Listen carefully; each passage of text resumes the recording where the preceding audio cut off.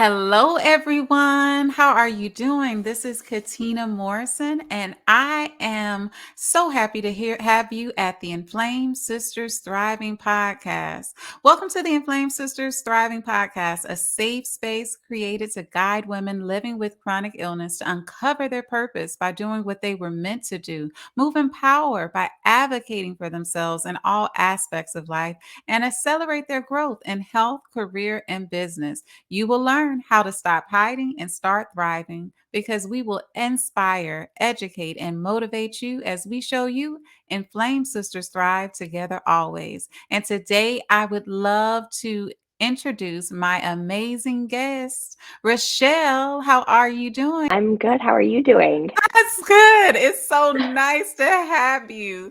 I am so excited to have you as a guest. One of the reasons is because you and I have so much in common, and we'll get into that a You. little bit Yeah. later. So, would you introduce yourself to my guest? Yeah, absolutely. So I'm Rochelle Friedman. I'm a licensed clinical social worker in Arizona, and I'm also chronically ill, and I specialize in working with folks who are chronically ill, disabled, neurodivergent. And I am like a hot second away from EMDR certification. I just have to like put paper through. And then I use brain spotting and accelerated resolution therapy to help clients process Wow. trauma and all those things. So you know you're going to have to explain these things to us just a little bit down the line because these are some technical things that the nurse Katina doesn't know. Okay, either. Rochelle, the reason why I wanted to have you is because I thought it was so important to have a mental health specialist, someone who specializes in it, has the background and knowledge, but also who lives with chronic illnesses. Can you tell us about the chronic illnesses that you live with? Yeah, so I have EDS, so Ehlers Danlos Syndrome, and I have POTS, and I have mast cell activation syndrome. So those are the things that make up my body. And asthma and ADHD, those are also in the mix. Okay, just a little spice, a little seasoning in there with it. We just didn't need that. We just had to add a little bit more. Exactly. So one of the topics that comes up often is when a person is living with multiple chronic illnesses, how that really impacts not only their ability to live a fulfilling life, but also how it impacts their mental health and in general. What are some of the things that you've seen in your work and how it impacts and affects chronic illness warriors? Yeah, so I describe it sort of like a roller coaster. And at first, when there is onset or when symptoms come up, we're sort of like at the top of a roller coaster, like looking down, we can see that we're going to go down, and then we go down and it feels awful, and we don't really know what to do, and it feels chaotic and out of control. And then we sort of go to our new baseline, which is like not where we want to be at all because it hurts and it doesn't feel good. And throughout all of that time, we're trying to catch up. We're trying to work with our body, maintain symptoms, and then we sort of go back up and then we come down, and we end up getting used to the dynamic of going up and down and finding baseline all over again after flares. But that can cause a lot of chaos in our brains and in our lives. And I describe it almost like when we're in a flare, it's almost like we become like chickens with our heads cut off. That's really There's so much chaos that happens, and I do it too. I know a couple nights ago, I had a migraine and I was just like, "I don't want to flare again. Oh my gosh, I really don't want my body to do this. How do I stop it?" Um, and then we sort of even out for a while and we can be okay and find baseline for, a while, but we know ultimately we're going to go down again. That's just the nature of our body. Yeah, and I can understand that because of my personal journey. It was an adjustment for me uh, to adjust to chronic illness and the limitations that it places on my body it was a challenge already going through the challenges of getting the diagnosis, which took more than 30 years to get a Yeah. diagnosis. And then when those symptoms became consistent, it caused me to struggle. In fact, I was eventually diagnosed with high functioning depression, where I could do all of the things and do them very well. But the truth is, I was dying inside out. It Yeah. was a very challenging time for me. And then there's that grieving of the loss of what you thought you could be, and Yep. learning how to rechange and how to change your thinking processes on what life with chronic illness is. Does it really take away all of your dreams, and all of your goals? And I've learned how to live a life where I don't allow that to happen, but I know many struggle with more or lengthy experiences of mental health disorders, whether it be depression, or stress, severe anxiety, those types of things that may affect them. But tell me, Yeah. what was your personal journey like? So when I was young, I've been like chronically nauseous for a majority of my life. Like I really don't remember before then. And I've always had pot symptoms. I don't really remember a time without them. And then I was sort of labeled the kid with like growing pains, you know? Um, which now, like my doctor will say, a lot of people with EDS are labeled people with growing pains, and it wasn't growing pains, it was EDS. Um, so we always knew that that was there. It got worse as I got older, of course, and then when I was in my early 20s, it got really, really bad, and I knew that I needed to see a therapist. I knew that my mental health was not doing well. I knew that I was feeling incredibly depressed, and I was having a really hard time functioning in my work, in relationships. I just couldn't do much, and there wasn't a therapist that like specialized in what I was experiencing. Um, and that was really hard. And so I ended up getting treatment for my jaw was what really came in and just like it was like a punch in the gut because my jaw will cause migraines, it'll do all sorts of stuff. Um, and then I just sort of kept going along and I didn't get a diagnosis until I was about 30 as well. And I had been living with all of this stuff for my whole life. So it was sort of like it was a moment of, oh, great. I finally have this answer. And I knew it was coming and I knew what it was a long time before I actually got the diagnosis. But here it is. And I was right. I knew something was wrong and I was right. And all of these tests came back inconclusive or that nothing was going on when I was a kid. And there was absolutely something going on. People don't lie about this stuff. Um, and so that was really hard to know for a long like I knew for a couple years like I probably have EDS and POTS. Um, and it was really hard to get a diagnosis. I don't know if that answers the full question. No, it does. Actually, it does. And especially, and I appreciate you sharing the intricate details of how challenging it was and how long it took for you to get the answers. Many times, many of us experience medical gaslighting where Yep. our symptoms are minimized, our feelings are minimized. We're told that it's in your head, or it's not that bad. It can't be that bad. Look at you. You don't look sick Mhm. though. And this doesn't just come from our family and friends, but it actually comes from medical professionals who really should be diagnosing and treating us for those symptoms. And the Yep. fact that you went that long, just like I did, from the age before I was 11 years old up until I was in my 30s was when I was finally diagnosed. But I had had symptoms since very early in childhood that many couldn't explain. But in your journey, what do you think self advocacy took? Like, what was the role that it played for you? It's been a really big road, but I think when I was younger, I thought that advocacy looked like yelling and screaming all of the time, and it absolutely does at some points, but the advocacy that I have found that works for me is I sort of just, like, use psychology, and that's something that I'm pretty upfront about with clients online.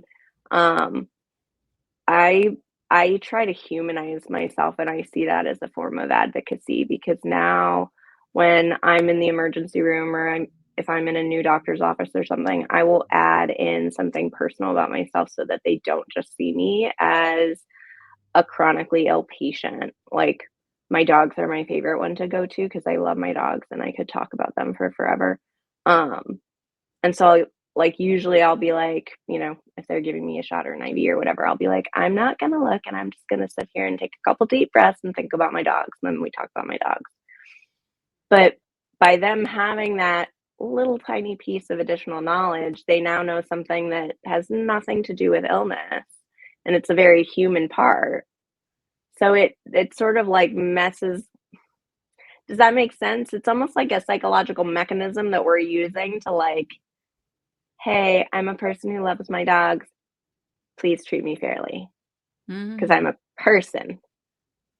Wow. So basically, the psychologist Mhm. is using psychology on them to get what you deserve back from Yes, them. social worker. Yep. Social worker, not psychologist, No, you're but good.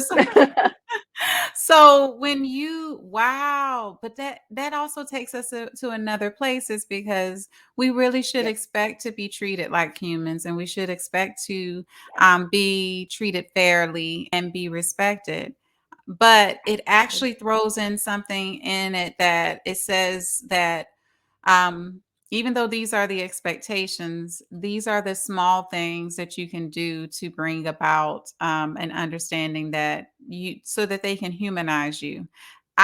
Mhm. It almost is kind of heartbreaking at the same time as enlightening that Oh, it is. yeah, that's Yeah. what you just said. Just wow. So the work that we have to do is to really make them feel comfortable as well in the process. And you wonder sometimes, is that a part of the medical training that our doctors and our nurses and other health professionals receive? Mhm. That they should really be looking at each patient as an individual person, human, that should Yep. be treated with compassion, kindness. Um, wow. Girl, you just Yeah. opened up something for me. Like that took me down a road of wow. But and I noticed that that's something that I do, but I hadn't even thought about the fact that there is basically a psychology to that. So Mhm. in advocating for yourself, your advocating looks different. It doesn't look like, I'm gonna check you. Okay, you Yeah. better do this right or else or whatever. It's really actually coming back. You're showing compassion and kindness in order to receive compassion and kindness back. Is that what it is? Yeah, basically, and what I always tell people is that this should never be our job as patients. It should not we shouldn't even have to be talking about this. We should not even have to go there because they should know coming into a hospital room, um, a doctor's office room, whatever they call those ones, the exam rooms, that's what it is. Um, Mhm. they should know, like, there's clearly a person in there, and we are people. We shouldn't have to remind people of that, but I think that so often it just sort of becomes a blur because it's their work and it just happens all day and they see people in and out all day, which is wrong to think that way and to feel that, but that's just sort of what I'm guessing is their experience because I know I've had that experience when I've worked at psych hospitals, and so we are having compassion for them, and we are trying to show them that we are human, but I don't know, I always like to put that disclaimer on there that, like, this should never ever be our jobs, but it Mhm. does work, and it works pretty well. That's something, even though, like I said, I unconsciously did that, especially as a nurse, I often, to make myself feel comfortable, I often would have Yeah. conversations with with them and ask them about how they're doing and things like that. But there's a psychology to receiving care as a chronic illness patient. And Yeah. that's something that we have to look at, that we basically have to step in the shoes of them, to help them, to guide them. And it shouldn't be that way. Like you said, that should not be the role. But unfortunately, in our society, to get the help that we need, we've got to advocate for ourselves in any way that we can. And that includes, wow, this very amazing step that you brought about. So, what I would love to know also, is in this process of learning to advocate for yourself, you share that information with your clients, but there's other aspects of living with chronic illness where there's um, a form of psychology to it as well. What about with dealing with other relationships and setting healthy boundaries to protect your health? What would be some of the things that you suggest in that area or have done to help you? Yeah, absolutely. So I always talk to my clients about creating relationships with intention, meaning that, if you make a new friend, say you're in school and you make a new friend, and this friend is like, "Hey, let's go out this weekend and let's go to a restaurant," and you may respond with, "I've got some food allergies or I have some diet restrictions that need to be accommodated," and they say, "I'm sure we'll be able to find you something." And you're like, "Yeah, but no, I would really like to, call the restaurant and do all of those things. And maybe, yeah, I could look at menus and then make a recommendation where we could go." And they're like, "Oh, but this is my favorite restaurant, whatever." Like, take note of that. They're now asking you to be flexible on a boundary that you're saying you're not really flexible on. So, are they able to hear your body and your body's needs and in this example, I'm just gonna use an able-bodied person. Are they gonna be able to accept that? And if they're not, it's important that we have that yellow light that can go off. Like, all right, instead of like a red flag, I'll call it a yellow light because when I talk to people about this stuff, they're like, "So you're saying that I shouldn't be friends with this person?" No, no, no, no, no. Like, this is all at everybody's own pace. There's no right or wrong way to do this. Um, but we want to make sure that we create relationships with people who can be accepting and accommodating of us and of our bodies, because that's really important for us to continue living at baseline. Is for us to be heard and accommodated. We have exciting news for you. Nurse Loves Essentials, also known as the Inflamed Sisters Thriving podcast, will be hosting our first annual Inflamed Sisters Thriving Summit and Gala on Saturday, October the 29th, 2022 at the Seminole Garden Center in Tampa, Florida. You can attend this event both live, in person, and virtually. Expect to be inspired to achieve strategic growth in health, career, and business as expert speakers speak on these topics and more. It's also an amazing opportunity for community outreach, promotion, marketing, and networking for businesses serving the chronic illness community. A portion of the funds will be donated to the Autoimmune Association and Breast Cancer Foundation. Tickets are selling fast, so purchase yours now. Reach out to us at www.nurselovesessentials.com. Exactly. Wow. And that's profound, especially when you're speaking to young people who have chronic illnesses, to be able to adjust to not feeling the need to give in to what others expect or what others want them to do. It's easy because you want to, the thing is, even for adults, we can find ourselves going with the crowd and sometimes putting our own health and bodies at risk for the comfort of others. Oh, I Absolutely. that cheese on that. I'm lactose intolerant, but they're just there. We're going to a pizza place and everybody's eating pizza, so I must, right?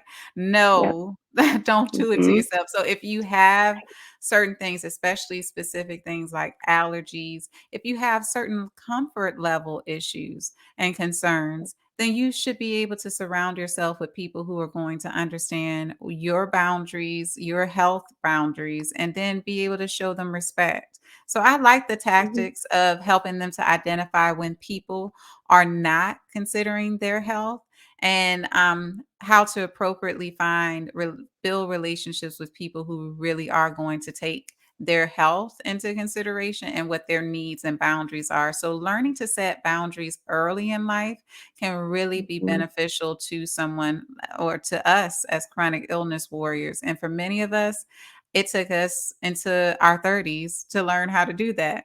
I mean, me. Yes.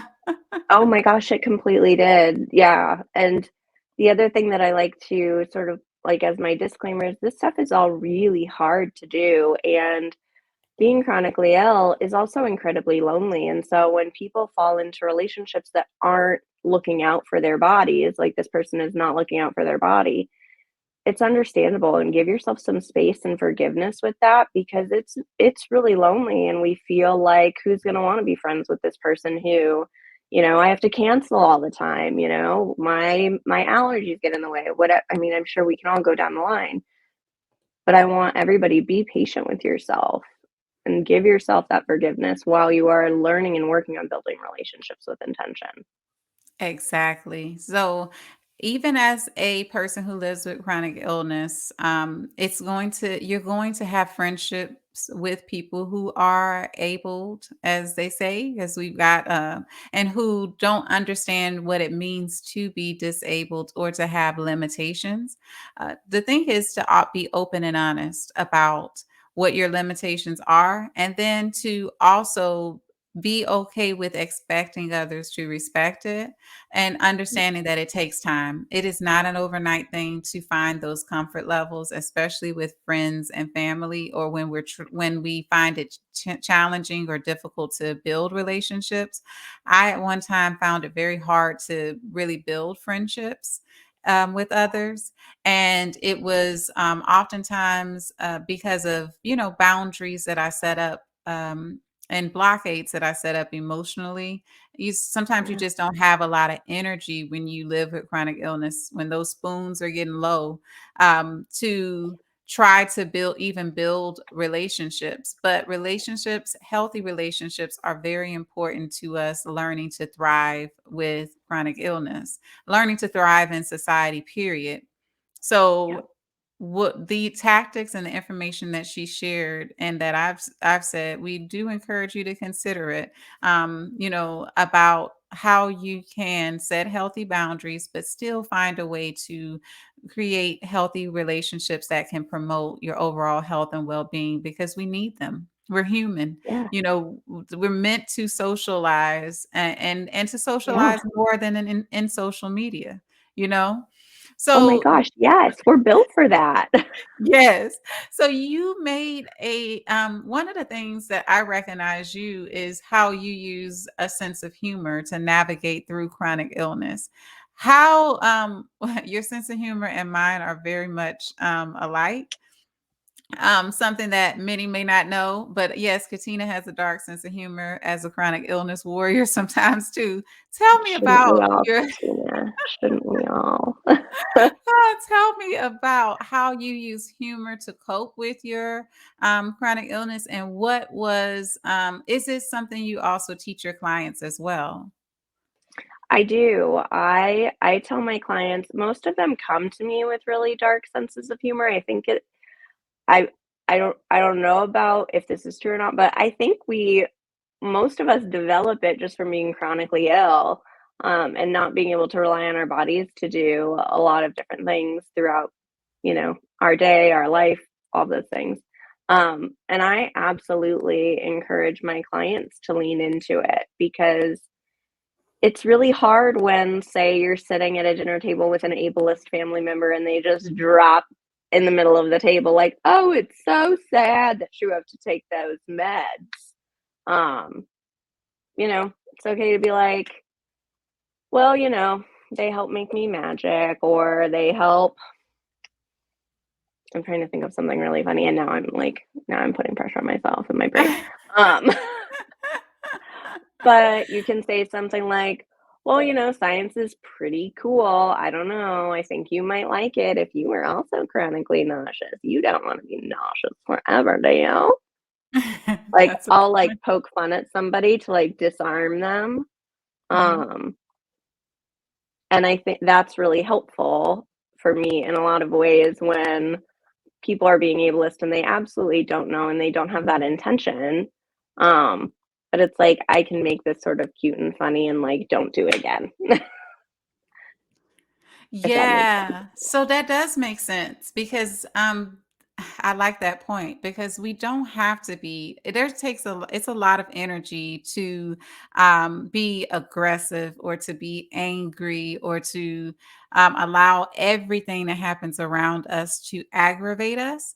But the fact Mhm. that you use a sense of humor to also help you to set boundaries or to enforce those boundaries, because if you use humor correctly, people will get the point that, hey, she might be joking, but she's actually a bit serious. So let me fall back on this. Let me not continue to push her in this way. Or she probably didn't like what I just said. So I like that. Mhm. I like that. Good tactic. So Thank you.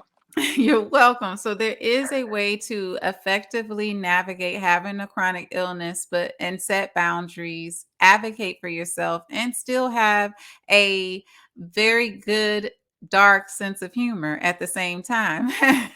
Oh, yeah, my body has, like, a voice that I do for it too, like, if I'm sitting at home and I'm nauseous and my husband's sitting there, I'll look over at him and I'll be like, "So this is what my body's saying. Hi, did you want some nausea? Is that what you needed right now?" And he's just like, "Alright, Rachel, whatever." Like, that's what my body says, though. That is what it's saying right now. And how long have y'all been married? We've been married for 6 years. We've been together for 11 years. Wow, so he knows he knows you, Y your sense of humor, and he embraces it. In fact, he loves it. Yes. So He may roll his eyes at it every once in a while, but he's mostly laughing at it. mostly. But we've covered like an array of topics, and I appreciate you so much for sharing your real life experiences. Now, could you gave the acronyms for your conditions. Could you tell Mhm. me what it actually means? Yeah, so Ehlers Danlos Syndrome is it's a genetic condition that affects, um sorry, my brain fog is coming in just a little bit. It affects my connective tissues, and collagen, so it makes my joints really loose. I've always been very flexible, so I can always put sunscreen on my back, everywhere on my back. I'm not going to miss a spot. Mhm. And I just like for a long time I just thought like, look at this cool trick I've got. Um, and now it's like, oh, it's not a trick, it's a thing. And then I have postural orthostatic tachycardia, so my heart rate goes up, my blood pressure goes down, and being seated and having a place to sit is really important because otherwise, like, I can get really nauseous or I can just pass out, and that's never a good time. Um, and the last one, mast cell activation syndrome, that's the one that I actually didn't know they were gonna find, and they found it a little bit later. Um, and that's the one that really just causes a lot of nausea. I break out into hives a lot, which for some of these things, I didn't know that people didn't break out into hives with cold water. People don't do that? That's weird. I've always done that. That's weird. She's Yeah, yeah, I thought Well, everybody did that. wow. So that's I thank you for explaining them because there's a Yeah. lot of people in our audience that probably are having some of these symptoms and don't realize it because they've experienced it for so long in their life. They just think that it's normal. Like you said, you've had these probably since you can remember, since very early in childhood. So you didn't know that not everybody experienced it. And that's why it's very important that our doctors pay attention to when they're diagnosing and treating. They pay attention to the fact that these symptoms that people have, sometimes they themselves think that they're actually normal. So don't and that when they're saying it as if it's nothing unusual because they've been experiencing it their whole lives. But you, as the health professional, should be able to identify that no, this isn't normal. And because this person isn't screaming in pain or isn't saying this is a new onset symptom, oh, this is something I've had my whole life, just because a person, isn't showing that this is unusual to them doesn't mean that you shouldn't be able to identify unusual for any human being to experience this. And I talk to healthcare professionals like that. I'm saying you and all Yeah, that and they because some of y'all are listening and I want you to really pay attention and because we've got to do better for our chronic illness clients and patients. We have to really do better to meet their needs and meet it more efficiently earlier in the stage of the course of their illness to yeah, reduce complications like mental health issues that result as a result of being in chronic pain or having chronic nausea for so long. Those types of things yeah. affect us. So the earlier you catch it, the easier it will be to control the inflammation or to get to the source of what's causing it and give real resolutions that can work. So I Yeah. really appreciate you sharing it, all of what you said today. I know the audience is going to benefit so much from it. Can you tell us, Rachelle, where we can meet you or where Yeah. we can find you again? There's my brain fog coming in too, girl. We're always gonna have it, aren't we? Yes. Yeah, so I'm at Brainy Social Worker on Instagram and TikTok. And my website is brainysocialworker.com. So that's Okay. where I can be found. Excellent. So make sure that you check her out. I'm going to have details about her and where you can find her in the show notes, as well as the blog post that will be associated with this particular episode. And I thank all of you for tuning in. I know that I have enjoyed Rochelle's story, and I hope you have too. Please go find her and give her a follow on Instagram and TikTok. You will not be let down. You will enjoy all of the humor and all of the smiles that come and laughter that comes as a result. Thank So, you. thank you for the work that you're doing for our community. We really need people like you who are really willing to specialize in meeting the mental health needs and the concerns and providing what especially our young people need while living through these conditions as well. So Oh, yeah. thank you again for joining us on this episode. And as you know, I always end the episode with this. My sisters, we may be inflamed, but we are still here. And as long as we're here, let's thrive together because inflamed sisters thrive together always. Have a wonderful day, everybody.